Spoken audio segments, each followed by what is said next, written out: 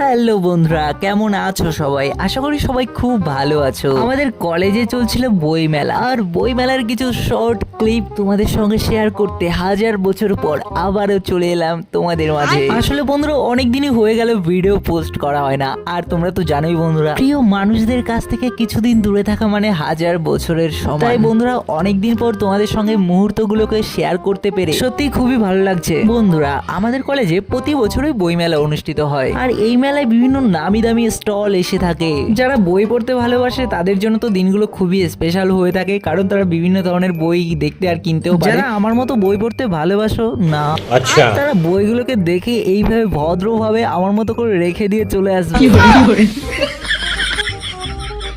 দেখে মনে হচ্ছে না সেই লেভেলের পাঠক আচ্ছা না পড়ে থাকতেই পারে না। আসলে নিজের সিলেবাসে কি কি আছে সেটাই এখনো জানি না।